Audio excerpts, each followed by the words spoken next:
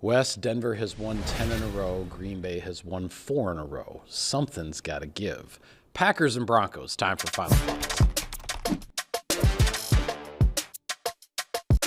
All right, Weston, what's at stake? Well, as you stated, Mike, that 4-game win streak that Green Bay's on has catapulted the Packers back into first place in the NFC North and really second when you look at the seedings right now in the conference. A win over the Broncos would be a huge statement for them to make, but also keep them on pace for their ultimate goal. Yeah, and this game really sets the stage for the rematch in Chicago next week when you're talking the NFC North, because the Bears most likely will beat a struggling Browns team on Sunday. So if the Packers want to go to Chicago in first place, you got to win this game. If you don't, you're going back to play the Bears in second. Who's your guy and why, Wes? I'm going to go with Zach Tom in this one, but Mike, really, you could pick anybody on the offensive line for Green Bay. This is going to be a tough task going up against the Denver Broncos. 55 sacks through 13 games. They're on pace to tie the 85 Bears, but they also have the second best run defense in the National Football League. Tom is going to be in for a tough challenge when you look at Nick Bonito, when you look at Jonathan Cooper.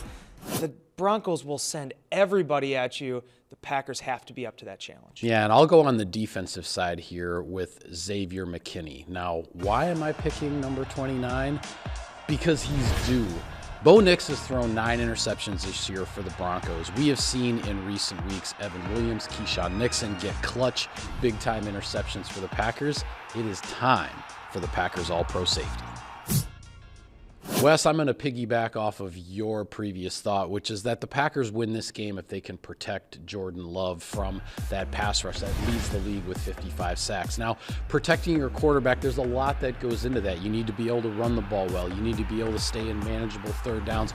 All of that goes into protecting Jordan Love and giving him a chance to make plays. Fantastic point, Mike, and to kind of go off of that a little bit, I'll mention those third downs. The Packers #1 in the league right now in third down offense. They're going up against the #1 ranked third down defense in the Denver Broncos.